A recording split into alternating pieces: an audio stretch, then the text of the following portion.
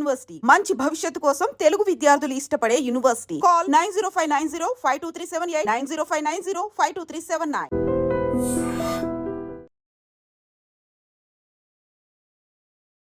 దేశంలో ఒకవైపు ఉన్నటువంటి సిచ్యువేషన్ మనందరికీ తెలిసిందే. ఎందుకంటే యుద్ధం ఎప్పుడైనా జరగచ్చు. 36 గంటల 48 గంటల లేదంటే ఎనీ మూమెంట్ అంటే ఇప్పటికిప్పుడే యుద్ధం జరిగే అవకాశం ఉందని పెద్ద ఎత్తున వార్తలు వస్తున్నాయి. అట్లాగే ఢిల్లీలో జరుగుతున్నటువంటి పరిణామాలు కావచ్చు, వరుసగా మీటింగ్స్ జరుగుతున్న విధానం కావచ్చు, వీటన్నిటిని చూసిన తర్వాత ఎవరైనా అనుకునేది ఏంటి అని అంటే ఖచ్చితంగా భారతదేశం మనం పాక్ పైన యుద్ధం ప్రకటించేసాం. ఎనీ మూమెంట్ యుద్ధం జరిగే అవకాశం ఉంది. సో మొత్తంగా ఇక పాకిస్తాన్ మీద మనము యుద్ధం చేయబోతున్నాం, నెక్స్ట్ ఏం జరగబోతోంది అనేది పెద్ద ఎత్తున ఈ ప్రచారమే ఎక్కువ జరుగుతోంది అనుకోండి, లేదంటే ఈ న్యూసే ఎక్కువ ఫాలో అవుతున్నటువంటి పరిస్థితుల్లో ఇప్పుడు కేంద్ర కేబినెట్ ఈ రోజు కీలక సమావేశం నిర్వహించింది. అందులో ఈ పహల్గామ్ ఉగ్రదాడి తర్వాత పాకిస్తాన్ కి ఎట్లా బుద్ధి చెప్పాలి అనేది చాలా కీలక నిర్ణయాలు అయితే తీసుకున్న సందర్భంలోనే ఇంకో అతిపెద్ద నిర్ణయం కూడా తీసుకుంది. అదేంటి అంటే చాలా రోజుల నుంచి మన దేశంలో పెద్ద ఎత్తున రాజకీయ విమర్శలు దేని మీద వస్తున్నాయంటే కులగణనకు సంబంధించి. ఒక్క బీహార్ అండ్ మన తెలంగాణలో తప్పించి కులగణన ఎక్కడ కూడా జరగలే. అంటే ఏ కులాలు ఎంత సంఖ్యలో ఉన్నాయి, ప్రజానీకం ఆ కులంలో ఎంతమంది, జనాభా ఎంత, ఆ కులంలో జనాభా ఎంత అనే లెక్కలు ఇప్పటి వరకు తీసిన సందర్భాలు లేనే లేవు. 1971లో ఈ కులగణన చేసిన తర్వాత ఇప్పుడు తెలంగాణ, ఆ తర్వాత ఒక 2 ఏళ్ల క్రితం, ఒక 2 years క్రితం బీహార్ చేసినటువంటి పరిస్థితి. సో ఈ 2 రాష్ట్రాలు తప్పించి ఇంతవరకు కులగణన చేయలేదు.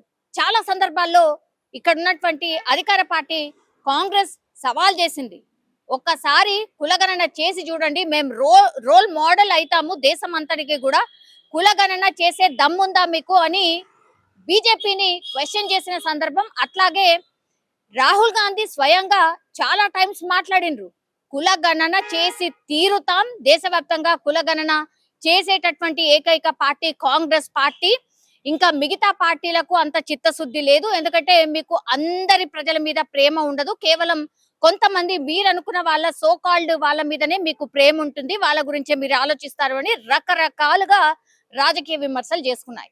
ఇప్పుడు అతి పెద్ద ఛాలెంజ్, అది కూడా డైరెక్ట్ కాంగ్రెస్ పార్టీ అనుకోవచ్చు. ఎందుకంటే కాంగ్రెస్ పార్టీనే ఇప్పుడు మన దగ్గర, ఎస్పెషల్లీ మన దగ్గర కాంగ్రెస్ పార్టీనే ఇప్పుడు కులగణన చేసి ఒక రకంగా నిజంగానే మనం వార్తల్లో నిలిచిన సందర్భం. అంటే అందరికీ కూడా సమన్యాయం చేస్తాము అని మెసేజ్ ఇచ్చినటువంటి సందర్భం.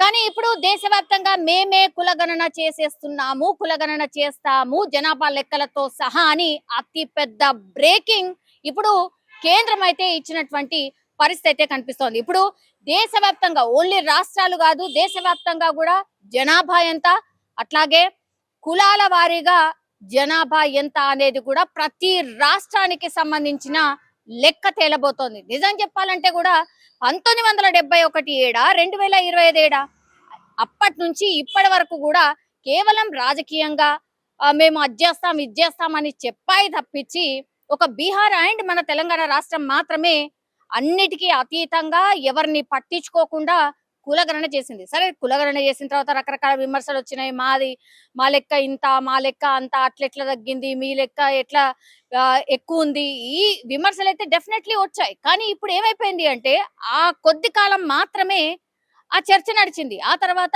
సరే ఒక 2-3% అటు ఇటుగా అయినట్టుందిలే, ఇప్పుడు అది కాదు ప్రాబ్లం, మీరు చెప్పినటువంటి రిజర్వేషన్ లెక్క 42% ఇస్తామన్నారు కదా, సో అదేందో తేల్చండి అని ఇప్పుడు వేరే వర్షన్లోకి వెళ్ళిపోయింది మన దగ్గర. ఇప్పుడు కులగణన చేస్తే మేము చేస్తామని కేంద్ర సర్కార్ చెప్పింది కాబట్టి అన్ని రాష్ట్రాల్లో కూడా మరి ఇట్లాంటి రకరకాల పంచాయతీలు వస్తాయా, లేదంటే కులగణన లెక్క తేలి ఆ తర్వాత జనాభా లెక్క తేలితే నిజంగా మంచి జరుగుతుందా, కులగణన లెక్క నిజంగా అందరూ కూడా అంటే మన ఇండియా వ్యాప్తంగా కూడా అందరూ ప్రజలు తెలుసుకోవాలనుకుంటున్నారా, ఇట్లా రకరకాల వర్షన్స్ అయితే అందరూ మాట్లాడుకుంటున్న పరిస్థితి అయితే కనిపిస్తోంది. సో మీ అభిప్రాయం ఏంది? నిజంగానే కులగణన ఇప్పుడు ఇండియా వ్యాప్తంగా అంటే 28 రాష్ట్రాలు ఉంటే 28 రాష్ట్రాలు పూర్తిగా కూడా కులగణన చేయబోతున్నది. కులాల వారీగా లెక్క తేలబోతోంది. ఇది మంచిదా కాదా? మీ అభిప్రాయాన్ని కూడా తెలియజేయాల్సిందిగా కోరుతున్నాం. నిజంగా ప్రస్తుతం ఉన్నటువంటి సమాజం దేనికి ప్రయారిటీ ఇస్తుంది? ఆర్థిక సంబంధాల చుట్టూ మాత్రమే తిరుగుతోంది. మళ్ళీ ఎన్నికలంగానే చాలా విరక్తి కలుగుతాను. మంచి అనిపిస్తుంది కదా, లేడీస్ కూడా ఛాలెంజింగ్ జాబ్స్ చేసినప్పుడు చాలా బాగుంటది. ట్రాఫిక్ అసిస్టెంట్స్ గా నియమించిన ట్రాన్స్జెండర్స్ అందరితో సాల్యూట్ చేయించుకుంటున్నారు. ఫుడ్ డెలివరీ ఇవ్వటానికి వెళ్ళినటువంటి డెలివరీ బాయ్ అనిల్ పై కళ్ళ ముందు పెళ్ళండి